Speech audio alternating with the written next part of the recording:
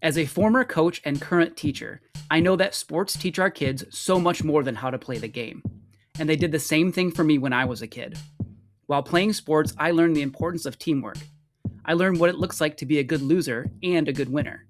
And I found out about the connection between hard work and feeling pride in what you accomplish, regardless of the score. These lessons have stayed with me long after I left the fields.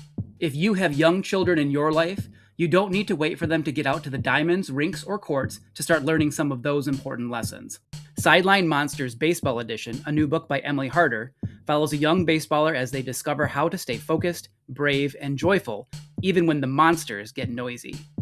The sideline monsters in the story clap too loudly, shout too many instructions, or make funny faces when the game gets close. They don't mean any harm, but they sure can make things confusing. The book is perfect for children ages 4 through 8, but there are plenty of lessons in the story for parents, coaches, and anyone else who is a fan of youth sports. The monsters in the book are silly, the story is empowering, and the ending reminds us all that the game is supposed to be fun. Sideline Monsters Baseball Edition is available wherever you get your books in hardcover, paperback, or digital. And now, on with the show.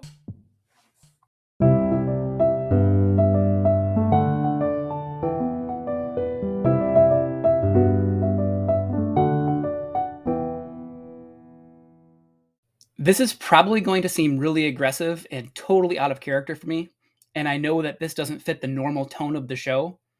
Look, I apologize ahead of time if you think it's a little too much or not what you listen to this podcast for, but I'm going to be talking about something that really bothers me. And honestly, I hope it really bothers you too. This is Lessons We Forgot, and this episode is called Shut Up. Sometimes you just have to tell people to shut up. When they tell you how boring you are, tell them to shut up. When they tell you you should just give up because you suck at everything, tell them to shut up. When they tell you that the mistakes you've made are unacceptable and unforgivable, tell them to shut up. Of course, you would never talk to your students, their parents, or your colleagues that way. And you wouldn't let anyone talk that way in your classroom, whether it's a student or an adult. But I'm not worried about what other people say about you. I'm concerned about the way you talk to yourself. Yes, you are the problem. Well, at least part of you is. If you're like so many of us, you are your most intense and severe critic. This is really unfortunate because you probably know all of the mistakes you've ever made. Like ever. This gives that part of you, the part that is so judgmental, so much ammunition to work with. So how do you combat that? How do you quiet that part of you? Can it even be done? It can. In fact, I know you can do it because you already do it every day. When our students come to school, they bring a lot of baggage with them. Let's be honest, some of them are complete train wrecks. Despite that, every day we accept them into our school, our offices, and our classrooms. We choose to see the potential they have inside of them, not the mistakes they have made, or sometimes continue to make. And we're usually willing to cut them some slack. If we ever heard anyone tell a student of ours that they're boring, or that they suck, or they should just give up, we would never let that fly. We'd shut that down in an instant, and we'd be vigilant to make sure it never happened again. We know how toxic that type of judgmental speech can make our school. Yet we allow us to talk about ourselves that way all the time, and it can be just as toxic. This week, as you walk into school, make sure to accept yourself, flaws and all, just like you do for the people around you. Focus on your potential and all the wonderful things that you can accomplish each day, just like you do for everyone else.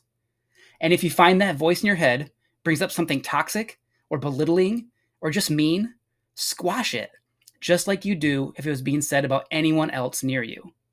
Tell the voice in your head to shut up, because you know you would, even for someone like me.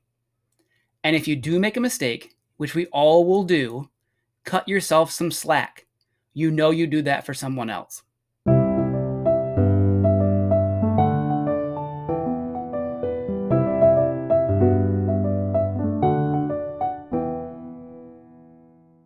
Thank you for listening to this week's episode of Lessons We Forgot. I'm the host, Chris Winkle. You can contact me at lessonsweforgot@gmail.com, and you can follow the show or message Lessons We Forgot on Facebook. Either way, I'd love to hear from you and welcome you to our community. If you really enjoyed this episode, please consider sharing it with a friend. That is the best way to help grow the podcast. If you want to hear more Lessons We Forgot, I post new episodes on Sunday nights. Make sure you subscribe to follow the show on whatever podcast platform you use. And when you rate the show, like an episode, or leave a comment, we can reach even more listeners. If you hate ads just like me, I do have a Patreon site, patreon.com/lessonsweforgot, and for only $1 a month, you can get the show without ads. You can try that out right now for free to see if it's something you'd be interested in. Thanks again for your support.